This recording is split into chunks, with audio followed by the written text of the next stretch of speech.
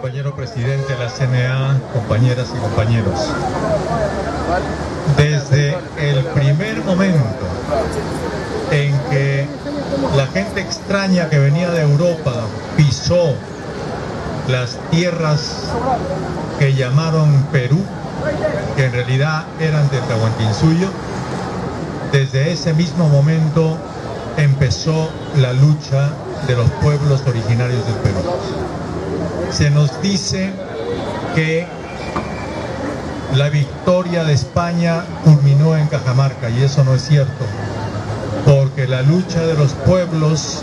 de las panacas cusqueñas continuó hasta bien entrado el siglo XVI, y a partir de ese siglo XVI continuaron otros pueblos, y durante todos los 300 años de la colonia no cesaron hasta que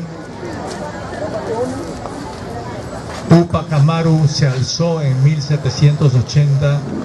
y entonces hubo una terrible represión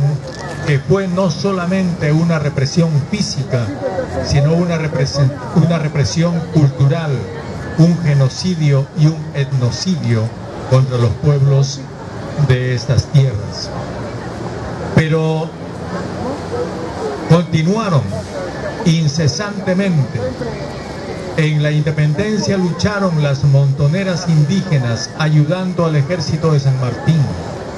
y fueron también indios peruanos aquellos que lucharon en la guerra con Chile defendiendo el territorio nacional con Andrés Avelino Cáceres. Y después, durante la guerra de España, después de la guerra con Chile y durante todo el siglo XIX, hubo numerosas sublevaciones indígenas que nosotros no podemos ni debemos olvidar. La de Juan Bustamante, la de el cacique Tusparia, y después, ya entrado el siglo XX, la de Rumimaki y otras muchas que la historia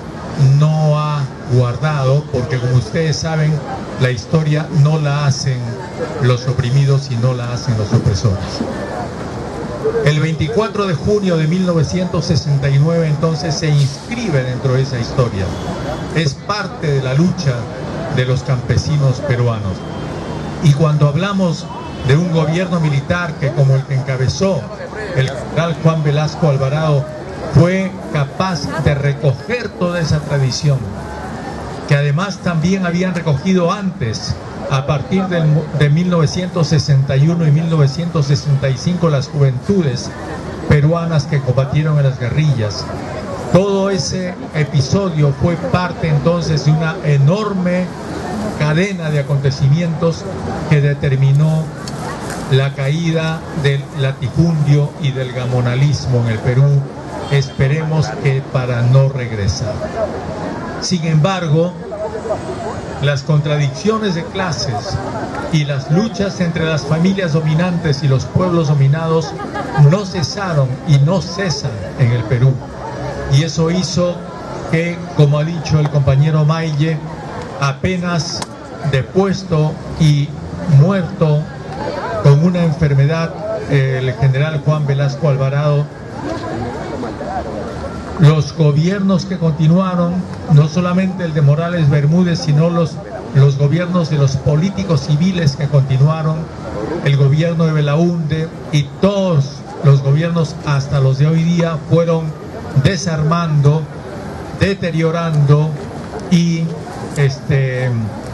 atentando contra los objetivos y la forma que había adoptado la reforma agraria. Y entonces, si tuvimos entre 1969 y 1975 6 años de reforma agraria con 7 millones de hectáreas expropiadas a los latifundistas y transferidas a los trabajadores, a partir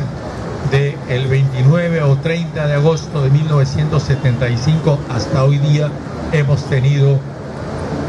un proceso de contrarreforma agraria que no termina. Y ese proceso de contrarreforma agraria ha pasado primero por la parcelación de las tierras campesinas,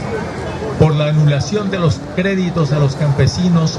por el combate contra las cooperativas campesinas y luego por la entronización de gigantescos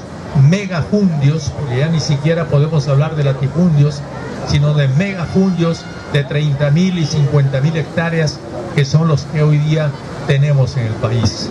Entonces, compañeros, celebramos la reforma agraria del 24 de junio de 1969, pero esa celebración la hacemos recordando que quedan inmensas tareas por hacer,